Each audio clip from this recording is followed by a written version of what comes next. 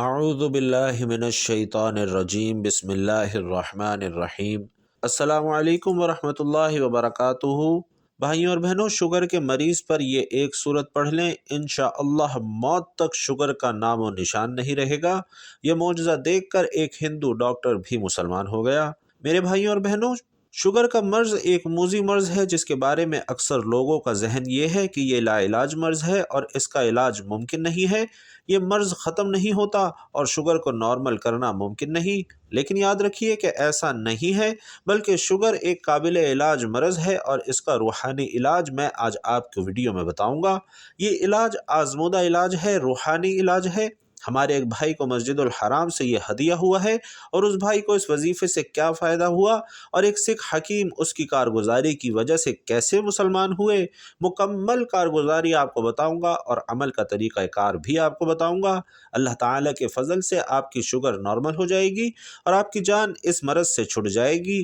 وظیفے کا مکمل طریقہ کار جاننے کے لیے آپ سے درخواست کروں گا کہ ویڈیو کو آخر تک ضرور دیکھیے گا تاکہ کوئی اہم بات آپ سے مس نہ ہو جائے۔ میرے بھائیوں اور بہنوں، اللہ تعالیٰ سے دعا ہے کہ اللہ تعالیٰ ہر مسلمان کو بلکہ ہر انسان کو اس بیماری سے اور دیگر تمام بیماریوں سے محفوظ رکھے، کیونکہ شوگر کی وجہ سے کئی ایسے مریض ہیں جن کے گردے فیل ہو جاتے ہیں، کسی کا پاؤں کاٹنا پڑ جاتا ہے، کسی کو دل کے امراض گھیر لیتے ہیں۔ ایک شوگر کی وجہ سے کئی مسائل پیدا ہو جاتے ہیں، اس لیے چاہیے کہ شوگر کا علاج جلد سے جلد کیا جائے۔ میڈیکل علاج کے ساتھ روحانی علاج بھی لازمی کریں، کیونکہ شفا تو اللہ ہی کے ہاتھ میں ہے، اسی لیے شفا اللہ ہی سے طلب کرنی چاہیے۔ آج کا یہ وظیفہ کیا ہے اور کیسے کرنا ہے، آئیے آپ کو بتاتا ہوں، بلکہ اپنے بھائی کی مکمل کارگزاری بھی آپ کو سناتا ہوں جس نے ہمیں یہ وظیفہ بتایا ہے، اور یہ بھی بتایا ہے کہ اس وظیفے سے کیا فائدہ ہوا اور اس وظیفے کی طاقت کیا ہے۔ محترم ناظرین، اللہ کی نعمتیں بے شمار اور لاتعداد ہیں جنہیں کوئی نہیں گن سکتا اور نہ ہی کوئی ان کا احاطہ کر سکتا ہے۔ پیدائش سے موت تک انسان اللہ کی دی ہوئی نعمتوں کو استعمال کرتا ہے اور اللہ کی نعمتوں میں ہی اپنا بچپن، جوانی، بڑھاپا گزارتا ہے، اور سب سے پہلی نعمت انسان کی صورت میں ملتی ہے جو کہ اشرف المخلوقات ہے۔ پھر اعضاء کی سلامتی، قوت گویائی، قوت شنوائی، غرض تمام اعضاء اللہ کی طرف سے عطا شدہ نعمت کی صورت میں ہی ہمیں ملتے ہیں، اور پھر انسان کو اپنی محدود زندگی میں لا تعداد اور بے شمار اللہ کی نعمتوں سے واسطہ پڑتا ہے، جسے ایک انسان اگر ساری عمر شمار کرنا چاہے تو بھی شمار نہیں کر سکتا۔ جیسا کہ ارشاد باری تعالیٰ ہے کہ اگر تم اللہ کی نعمتوں کو شمار کرنا چاہو تو انہیں پورا شمار نہ کر سکو گے، بے شک اللہ بڑا بخشنے والا نہایت مہربان ہے۔ بھائیوں اور بہنوں، اللہ تعالیٰ کی انہی عطا کردہ نعمتوں میں سے ایک نعمت عظیم صحت کی نعمت ہے کہ صحت کی حالت میں انسان تمام دینی اور دنیاوی کام انجام دے سکتا ہے۔ صحت کی نعمت کی وجہ سے انسان کی زندگی سکون سے گزرتی ہے، اطمینان قلب کے ساتھ وہ رہتا ہے، مگر ہمارے معاشرے میں خاص طور پر صحت کی نعمت کی قدر نہیں کی جاتی، جبکہ مسلمان پر ضروری ہے کہ وہ صحت کی نعمت پر اللہ کا شکر ادا کرے اور صحت کی حالت میں اعمال صالحہ پورے جذبے کے ساتھ انجام دے اور ناقدری سے اپنے آپ کو بچائے۔ جیسا کہ نبی پاک صلی اللہ علیہ وسلم کا ارشاد ہے کہ دو نعمتیں ہیں جن میں اکثر لوگ خسارے اور گھاٹے میں ہیں۔ ناظرین، اس حدیث مبارکہ میں نبی کریم صلی اللہ علیہ وسلم نے جن دو نعمتوں کے بارے میں ارشاد فرمایا کہ اکثر لوگ ان دو نعمتوں کی ناقدری کرتے ہیں، وہ صحت کی نعمت ہے اور فرصت کی نعمت ہے۔ جیسا کہ عام طور پر دیکھا بھی جا سکتا ہے کہ اکثر لوگ فرصت کے اوقات فضولیات اور لغویات میں ضائع کر دیتے ہیں، اور فرصت کے اوقات میں اپنے آپ کو ایسے کاموں میں مشغول رکھتے ہیں کہ جن کاموں کا نہ دنیا میں کوئی فائدہ ہے نہ آخرت میں کوئی فائدہ ہے۔ حدیث میں ہے کہ کوئی دن ایسا نہیں کہ جب وہ طلوع ہوتا ہو مگر یہ کہ وہ پکار پکار کر کہتا ہے کہ اے آدم کے بیٹے، میں ایک نوپید مخلوق ہوں، میں تیرے عمل پر شاہد ہوں، مجھ سے کچھ حاصل کرنا ہو تو کر لے، میں قیامت تک لوٹ کر نہیں آؤں گا۔ ناظرین، دوسری حدیث میں ہے کہ نبی کریم صلی اللہ علیہ وسلم نے فرمایا کہ آدمی کے اسلام کی خوبی یہ ہے کہ وہ لا یعنی چھوڑ دے، یعنی فضول کام چھوڑ دے۔ دوسری چیز جس کے بارے میں نبی کریم صلی اللہ علیہ وسلم نے فرمایا کہ اس کی اکثر لوگ ناقدری کرتے ہیں، ناظرین، وہ صحت کی نعمت ہے، اور صحت کی ناقدری اس طرح ہوتی ہے کہ صحت کے زمانے میں اگر آدمی کوشش کرے تو وہ اللہ تبارک و تعالیٰ کی خوب عبادت کر سکتا ہے، ذکر و اذکار کر سکتا ہے، تسبیحات کر سکتا ہے اور قرآن کریم کی تلاوت کر سکتا ہے، اعمال صالحہ اور نیک کاموں میں، عبادات میں خوب مجاہدہ کر سکتا ہے، مگر اکثر ایسا ہوتا ہے کہ انسان صحت کی حالت میں نیک اعمال کو فراموش کر دیتا ہے اور لاپرواہی کے ساتھ صحت کی نعمت کی ناقدری کرتا ہے۔ حالانکہ صحت کی نعمت کا ایک بہت بڑا فائدہ یہ بھی ہے کہ اگر آدمی صحت کے اندر کسی عبادت کا عادی ہو اور بیماری کے ایام میں وہ عبادت نہ ہو سکتی ہو تو اللہ تبارک و تعالی بیماری کی حالت میں اسی عبادت کا ثواب بغیر وہ عبادت کیے عطا فرما دیتے ہیں۔ رسول علیہ الصلاۃ والسلام فرماتے ہیں کہ جب مومن بندہ کسی بیماری میں مبتلا ہوتا ہے تو اللہ تعالیٰ فرشتے سے فرماتا ہے کہ ان نیک اعمال کو اس کے نامہ اعمال میں لکھ دیا کرو جنہیں وہ صحت کے زمانے میں کیا کرتا تھا۔ پھر اللہ تعالیٰ اسے شفا اور صحت عطا فرما دے تو اسے گناہوں سے پاک و صاف فرما دیتا ہے، اور اگر اپنے پاس بلا لے تو اسے معاف فرما دیتا ہے اور اس پر رحم فرماتا ہے۔ اسی طرح حضور علیہ الصلاۃ والسلام نے فرمایا کہ جب کوئی بندہ کوئی عبادت کرتا رہے پھر بیمار ہو جائے تو اللہ تعالیٰ فرشتوں سے فرماتا ہے کہ اس بندے کے لیے اس عمل کا ثواب بھی لکھو جو عمل وہ صحت کی حالت میں کیا کرتا تھا، یہاں تک کہ میں اسے صحت دے دوں یا اپنے پاس بلا لوں۔ بھائیوں اور بہنوں، حضرت شقیق رحمۃ اللہ علیہ فرماتے ہیں کہ حضرت عبداللہ بن مسعود بیمار تھے۔ ہم لوگ عیادت کے لیے حاضر ہوئے تو حضرت ابن مسعود رونے لگے۔ ہم نے آپ کو تسلی دی تو آپ نے فرمایا میں بیماری کی پریشانی سے نہیں رو رہا، اس لیے کہ میں نے رسول علیہ الصلاۃ والسلام سے سنا ہے کہ بیماری تو گناہوں کے کفارے کا ذریعہ ہے، اس لیے بیماری سے پریشان ہونے کی ضرورت نہیں ہے۔ میں تو اس بات پر رو رہا ہوں کہ بیماری کمزوری کے زمانے میں یعنی بڑھاپے کی عمر میں آئی ہے کہ جس میں طاقت اور قوت مفقود ہونے کی وجہ سے انسان اعمال صالحہ زیادہ نہیں کر سکتا۔ محنت کے زمانے میں بیماری آتی تو بیمار ہونے سے پہلے جو اعمال کرتا تھا بیماری کے زمانے میں بھی ان اعمال کا اجر و ثواب لکھا جاتا، اور میں تو اس بات پر رو رہا ہوں۔ سبحان اللہ ناظرین، یہ تھا جذبہ ان کا، اور اسی لیے ہمیں چاہیے کہ ہم اللہ تبارک و تعالی کی طرف سے عطا کردہ عظیم نعمت صحت کی قدر کریں اور صحت میں خوب عبادت کریں تاکہ ہمیں آزمائش اور بیماری کے ایام میں بھی اس عبادت کا ثواب ملتا رہے، اور صحت کی نعمت کو بیماری سے قبل غنیمت جانیں، جیسا کہ حدیث میں آتا ہے کہ حضور علیہ الصلاۃ والسلام نے ایک آدمی کو نصیحت کرتے ہوئے فرمایا۔ ناظرین، انتہائی اہم نصیحت ہے، غور سے سنیے گا۔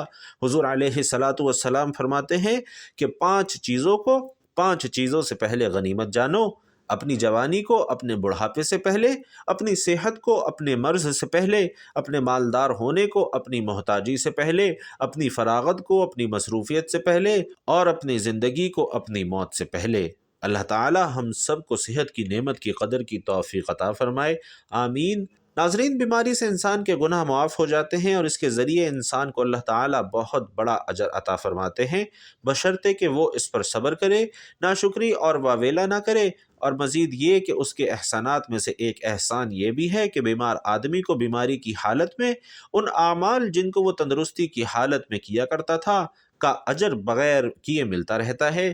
بیماری اللہ کی طرف سے آتی ہے اور اس سے شفا بھی اللہ تعالیٰ ہی دیتا ہے۔ لیکن ناظرین، بیماریوں کے علاج کے لیے مختلف طریقہ ہائے علاج مستعمل ہیں۔ انسان بیماری پہ قابو پانے کے لیے ہر وقت کوشاں رہتا ہے اور اس کے لیے نت نئی دوائیاں استعمال کرتا ہے، لیکن شفا صرف اس وقت ملتی ہے جب اللہ کی طرف سے منظوری ہو۔ رسول پاک صلی اللہ علیہ وسلم کا ارشاد ہے کہ ہر بیماری کے علاج کے لیے دوا ہے، اور جب دوا کے اثرات بیماری کی ماہیت کے مطابق ہوتے ہیں تو اس وقت اللہ کے حکم سے مریض کو شفا ہو جاتی ہے، یعنی بیماری کا علاج کروانا عین سنت نبوی ہے۔ سر درد کے لیے مختلف ادویات کا استعمال کیا جاتا ہے جن کے استعمال سے معدہ یا السر اس کے پھٹنے سے موت بھی واقع ہو سکتی ہے۔ اسی وجہ سے ضروری ہے کہ بیمار ہونے کی صورت میں ہم ڈاکٹر سے مشورہ ضرور لیں، مگر اللہ سے شفا کی دعا کرنا نہ بھولیں، کیونکہ دوائیں صرف ایک ذریعہ ہیں، حقیقی شفا صرف اور صرف اللہ کے ہاتھ میں ہے کہ دوا سے زیادہ فائدہ دعا میں ہوتا ہے، اور بعض پیچیدہ بیماریوں میں جہاں دوائیں بھی اثر نہیں کرتی، صدق دل سے کی ہوئی دعا ایسا اثر دکھاتی ہے کہ مہینوں برسوں کی تکلیف دنوں میں دور ہو جاتی ہے۔ مریض اور معالج دونوں کا دھیان اللہ کی طرف ہو جائے تو یہ سونے پہ سہاگا والی بات ہے۔ ناظرین، دوا لینے سے پہلے مریض یہ خیال کرے کہ دوا صرف ضرورت کے درجے میں اور سنت نبوی سمجھ کر لے رہا ہوں، لیکن شفا صرف اور صرف اللہ کے اختیار میں ہے۔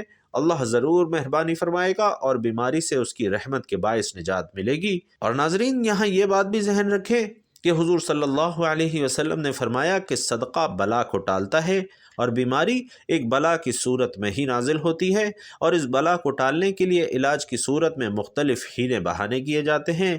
علاج کرنا اور صحیح طریقے سے علاج کرنا سنت نبوی ہے، کیونکہ رسول علیہ الصلاۃ والسلام نے ارشاد فرمایا کہ ہر بیماری کا علاج موجود ہے۔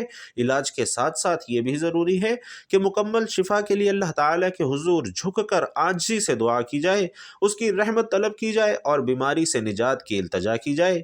اور صدقہ واقعی بلاؤں کو ٹالتا ہے اور آدمی کو ناگہانی حادثات، تکالیف اور بیماریوں سے نجات دلاتا ہے۔ تو ناظرین، روزانہ صدقے کی عادت ڈالیں، چاہے 1 روپیہ ہی کیوں نہ ہو۔ بیماری اور حادثات سے بچنے کا یہ نہایت ہی آزمودہ اور مجرب ترین نسخہ ہے۔ روزانہ صدقے کی بدولت اللہ کی رحمت متوجہ رہتی ہے اور اس کی وجہ سے آدمی محفوظ رہتا ہے۔ اس لیے ضروری ہے کہ روزانہ صدقے کی عادت کو اپنایا جائے۔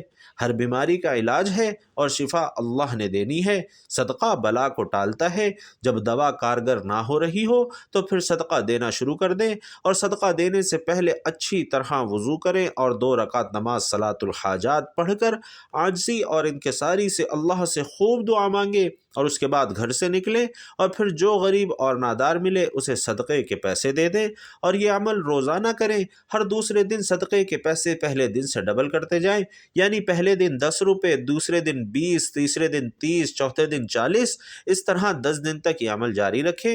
اس دوران علاج کے ساتھ ساتھ اللہ سے شفا کی امید اور دعا بھی کرتے رہیں۔ دکھوں، تکالیف، ناگہانی آفتوں اور حادثات سے بچنے کے لیے بھی یہ عمل کافی کارگر ثابت ہوتا ہے، کئی مرتبہ کا آزمایا ہوا ہے۔ روزانہ صدقہ چاہے کتنا ہی کم ہو، حادثات اور ناگہانی آفتوں سے بچنے کا تیر بہدف نسخہ ہے۔ رسول اللہ صلی اللہ علیہ وسلم نے فرمایا کہ ہر بیماری کے علاج کے لیے دوا ہے، اور جب دوا کے اثرات بیماری کی ماہیت کے مطابق ہوتے ہیں تو اس وقت اللہ کے حکم سے مریض کو شفا ہو جاتی ہے۔ یعنی دوا کے ساتھ ساتھ شفا کے لیے اللہ کی رضا اور مہربانی کا شامل حال ہونا بہت ضروری ہے۔ اس لیے ضروری ہے کہ دوا کے ساتھ ساتھ شفا کے لیے اللہ سے لو لگائی جائے، اسی سے رحمت اور کرم کی دعا کی جائے۔ پیارے بھائیوں اور بہنوں، اس بھائی کی کارگزاری ملاحظہ فرمائیے۔ یہ بھائی میسج میں یوں مخاطب ہوتے ہیں کہ محترم بھائیوں اور بہنوں، السلام علیکم۔ آپ کو اور آپ کے گھر والوں کو اور آپ کا درس سننے والے تمام بھائیوں اور بہنوں کو اللہ سلامت رکھے، اور آپ ایسے ہی لوگوں کی رہنمائی کرتے رہیں، اور اللہ پاک سے دعا ہے کہ اللہ تعالیٰ آپ کو اور آپ کے ادارے کو قیامت تک امت کی ہدایت کا ذریعہ بنائے رکھے، آمین۔ میرا تعلق آپ کے پڑوسی پردیش انڈیا کی ریاست اتر پردیش کے شہر آگرہ سے ہے۔ شوگر ایسا مرض ہے جس کا علاج ممکن ہے، اور یہ بات 100% ٹھیک ہے۔ میں آج آپ کو ایک ایسا ہی زبردست وظیفہ بتانے جا رہا ہوں جس کا معجزہ دیکھ کر ہمارے محلے میں موجود ایک سکھ کے گھرانے کے مشہور حکیم گورپال سنگھ نے اسلام قبول کر لیا، اور انہوں نے اپنا نیا نام محمد عبداللہ رکھ لیا ہے۔ آج ان کی کارگزاری سناؤں گا۔ آج جو عمل میں آپ کو ہدیہ کر رہا ہوں، اس عمل کی وجہ سے بے شمار مریض صحت یاب ہو چکے ہیں۔ اگر آپ بھی اس وظیفے کو جس بھائی بہن کو بتائیں گے اور وہ اسے استعمال کریں گے تو اللہ کے فضل کے ساتھ یہ وظیفہ انشاءاللہ انہیں مایوس نہیں کرے گا، بشرطے کہ آپ نے صحیح طریقے سے وظیفہ کیا ہو۔ مشاہدات، تجربات اور شوگر کی مکمل تفصیل آپ کی نظر کرتے ہیں۔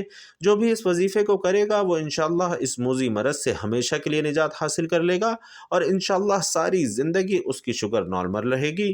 سن 2007 سے لے کر سن 2014 تک میں سعودی عرب مکہ مکرمہ میں کام کرتا تھا، اور اسی دوران مجھے شوگر ہو گیا، اور شوگر کی وجہ سے میرے پاؤں کی انگلی پر زخم بھی ہو گیا، اور آپ یقین مانیں کہ دیکھتے ہی دیکھتے انگلی کالی سیاہ اور پنجہ سوکھ گیا۔ زخم ہونے کے 7 دن بعد میں انڈیا آیا، اور میں نے وہاں ایک ڈاکٹر کو دکھایا، اور زخم دیکھنے کے بعد ڈاکٹر نے کہا کہ یہ مہینے یا 1.5 مہینے کا زخم ہے۔ ہم نے کہا نہیں، یہ تو صرف 8 دن کا زخم ہے۔ 6 دن صفائی اور علاج کے بعد ڈاکٹروں نے آدھا پنجہ کاٹ دیا اور ٹانکے لگائے، اور 7 دن بعد آنے کو کہا۔ اسی دوران پٹیاں بھی کروانے کو کہا۔ پہلی پٹی کروانے کے بعد دوسرے دن پٹی کھولی تو بدبو ہی بدبو اور پیپ ہی پیپ تھی۔ جب دوسرے ہسپتال گئے تو زخم کا منہ کھلا ہوا تھا۔ ڈاکٹرز نے ایڑی سے اوپر تک کاٹنے کو کہا تو میں نے انکار کر دیا۔ پھر میں نے اپنے شہر کے مشہور حکیم، جن کا آپ کو ذکر کیا تھا کہ وہ مسلمان ہو گئے، انہیں اپنا چیک اپ کروایا۔ انہوں نے 1 ہفتے کی دوائیں دی، اور ہم دوائیں لے کر گھر آ گئے۔ 1 ہفتے کی دوائی کا استعمال کیا، پر زخم خشک نہیں ہو رہا تھا۔ شوگر بہت ہائی تھی تو میں نے اللہ سے رو رو کر دعا کی کہ یا اللہ تو مجھے شفا نصیب فرما۔ میں گھنٹوں مسجد میں دعائیں کرتا رہتا۔ ایک دن مکہ مکرمہ مسجد الحرام سے میرے دوست کی کال آئی اور میں نے اسے ساری صورتحال سے آگاہ کیا۔ اس نے ایک دن بعد مجھے کال کرنے کو کہا اور ایک دن بعد مجھے کال پر کہا کہ مسجد الحرام سے مجھے ایک بزرگ نے ایک ایسا وظیفہ بتایا ہے جس کو استعمال کرنے کے بعد آپ کی شوگر مکمل طور پر انشاءاللہ گارنٹی کے ساتھ ختم ہو جائے گی اور ساری زندگی آپ کی شوگر بھی نارمل رہے گی۔ انہوں نے بتایا کہ اس وظیفے کو آپ نے روٹی کے اوپر کرنا ہے اور وہ روٹی کھانی ہے، اور عمل کا طریقہ یہ ہے کہ روٹی کے اوپر 3 مرتبہ سورۃ القدر بسم اللہ الرحمن الرحیم کے ساتھ پڑھنی ہے۔ بسم اللہ الرحمن الرحیم، انا انزلناہ فی لیلۃ القدر وما ادراک ما لیلۃ القدر، لیلۃ القدر خیر من الف شہر، تنزل الملائکۃ والروح فیہا بإذن ربہم من کل امر سلام ہی حتی مطلع الفجر۔ اور پھر 3 ہی مرتبہ سورۃ الکوثر بسم اللہ الرحمن الرحیم کے ساتھ پڑھنی ہے۔ بسم اللہ الرحمن الرحیم، انا اعطیناک الکوثر فصل لربک وانحر ان شانئک هو الابتر۔ اور اس کے بعد 7 مرتبہ اللہ تعالیٰ کا اسم مبارک یا مہیمن آپ نے پڑھنا ہے، اور اس کو روٹی کے اوپر آپ نے دم کرنا ہے اور یہ روٹی کھا لینی ہے۔ صبح کے وقت روٹی پر عمل کریں اور ساتھ میں پانی بھی رکھ لیں۔ روٹی اور پانی دونوں پر دم کریں اور یہ دم کیا ہوا پانی پی کر روٹی بھی کھا لیں۔ مریض خود بھی عمل کر سکتا ہے اور کوئی دوسرا شخص دم کر کے روٹی اور پانی مریض کو استعمال کروا سکتا ہے۔ آپ یقین مانیں کہ میں نے اس وظیفے کو کرنا شروع کیا اور 1 ہفتے کے استعمال کے بعد شوگر لیول لو ہونا شروع ہو گیا اور شوگر کا زخم خشک پڑنے لگا۔ میں نے اللہ تعالیٰ کا شکر ادا کیا کہ اب زخم بالکل ٹھیک ہو چکا ہے اور میں اپنے معاملات کے کام میں مصروف ہو چکا ہوں۔ ایک دن وہی حکیم صاحب مجھے ملے، میں نے انہیں اپنی ساری کارگزاری سنائی۔ وہ اس معجزے کو دیکھ کر حیران رہ گئے۔ انہوں نے 10 بندوں پر اس وظیفے کو آزمایا جن کو سخت شوگر تھی اور اللہ نے سب کو شفا دی۔ ان حکیم صاحب کا اللہ کے کلام پر ایسا یقین بنا کہ الحمدللہ وہ مسلمان ہو گئے۔ میری آپ سے گزارش ہے کہ آپ اس وظیفے کو لازمی اپنے درس میں بیان کریں تاکہ جو بہن بھائی اس کو سنیں، اس پر عمل کرے تو مجھے بھی اس کا ثواب بطور صدقہ جاریہ تا قیامت ملتا رہے۔ اللہ تعالیٰ آپ کی نسلوں کو آباد رکھے۔ پیارے بھائیوں اور بہنوں، آپ نے ملاحظہ کیا کہ اس وظیفے کی کیسی طاقت ہے، کیسی برکات ہیں۔ یاد رکھیں کہ اللہ کے کلام میں بڑی ہی طاقت ہے، لیکن افسوس کہ آج ہمارا یقین ناقص ہو چکا ہے۔ آج اللہ کے کلام پر ہم یقین نہیں کرتے، نہ ہی اللہ کی ذات سے مانگنے کے لیے ہمارے پاس وقت ہے۔ ڈاکٹروں اور حکیموں کے پاس تو چکر پہ چکر لگاتے ہیں اور نہ جانے کیا کیا کرتے ہیں، پیسے بھی خرچ کرتے ہیں، مہنگی مہنگی دوائیاں بھی کھاتے ہیں، لیکن ہم اللہ کی ذات کے سامنے جھکنے کی زحمت نہیں کرتے، اس سے شفا طلب کرنے کی ہمیں فرصت نہیں ملتی۔ جو وظیفہ آپ کو بتایا ہے کتنا آسان اور سادہ سا وظیفہ ہے جس کے لیے آپ کو زیادہ وقت بھی نہیں چاہیے، تو آپ اس وظیفے کو پورے یقین کے ساتھ کریں اور اللہ کی ذات پر مکمل بھروسہ رکھ کر کریں۔ انشاءاللہ آپ کی شوگر ختم ہو جائے گی۔ اور ویڈیو کو آپ نے صدقہ جاریہ کی نیت سے لازمی شیئر بھی کرنا ہے۔ اللہ تعالیٰ سے دعا ہے کہ تمام مریضوں کو شفا عطا فرمائے، تمام پریشان حالوں کی پریشانی دور فرمائے اور ہم سب کی جائز حاجات، جائز ضروریات پوری فرمائے۔ آمین یا رب العالمین۔ ناظرین، آخر میں گزارش کروں گا کہ اللہ تعالیٰ کے 99 ناموں میں سے کوئی بھی ایک نام ہدیتاً تحفتاً کمنٹ باکس میں ضرور لکھیے گا۔ اللہ تعالیٰ آپ سب کا حامی و ناصر ہو۔ آمین۔ السلام علیکم ورحمۃ اللہ وبرکاتہ۔